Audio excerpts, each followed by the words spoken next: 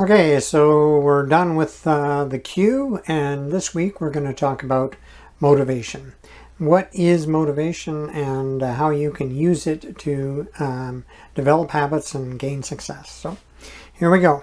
The first section, of course, is what is motivation? You know, as a definition, what is motivation defined as? Now, I've got three different definitions here. You can tell me which one you like the best. But anyway, here we go. The first one is from a self-improvement perspective. And it states that the motivation is the internal state that helps us initiate, continue, or terminate an activity or behavior. Sounds like motivation, right? How about, here's a definition from a physiological aspect. All right. The process by which activities are started, directed, or continued so that physical needs or wants are met. That's good too, right? I mean, that is motivation. But what does it tell you about motivation? For me, reading those, it tells me absolutely nothing about motivation. They're definitions of motivation, but I can't use them to actually develop motivation and figure out how I can get more motivation or whether I even need more motivation. So I'm going to give you my definition of motivation. And it's not really a definition per se as much as a mathematical formula, which is good. All right. So my definition of motivation is equal to desire times belief. That's motivation. If you really, really want something and you have a little tiny bit of desire, you're motivated. If you have just a tiny amount of desire, but you can do it without even thinking about it, you got motivation, right? That's what you want. You want motivation. So now you can actually control your motivation. You feel you need more motivation, then you can up one of these two things for increasing your motivation. Now, the interesting thing about this is that as your belief for something, that you can do something, goes up, the desire motivation, part of motivation, goes down.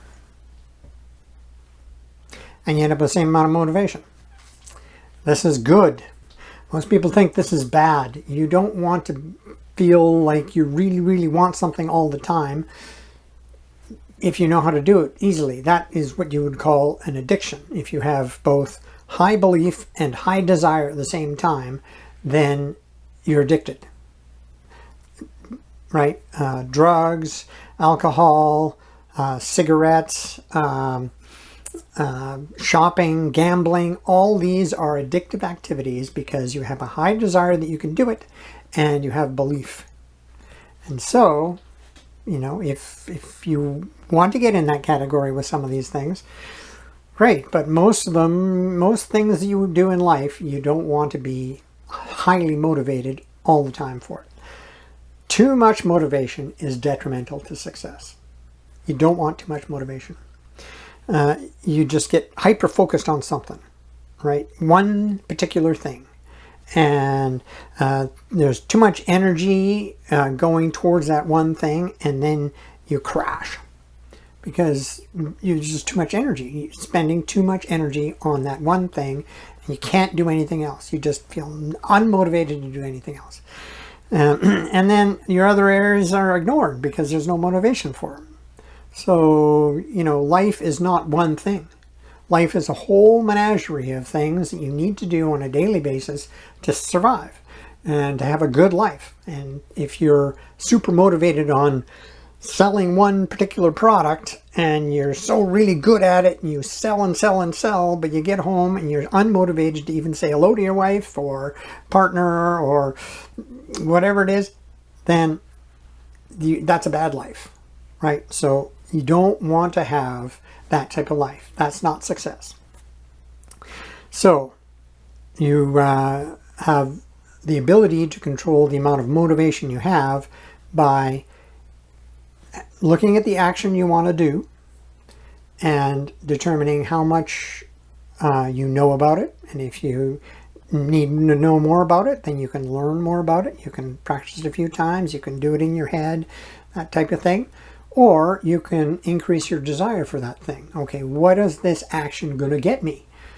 Right? You can think about that, and you can marinate that in your mind over and over and over again until you're really super motivated to try something that you may not be very good at.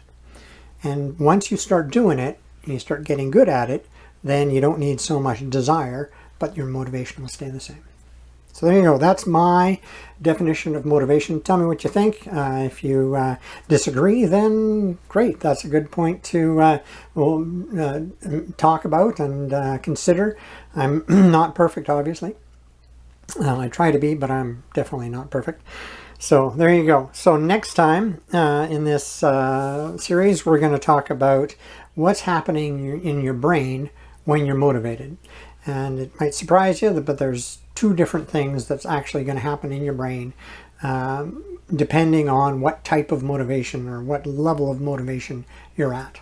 All right, so talk to you soon, and see you then.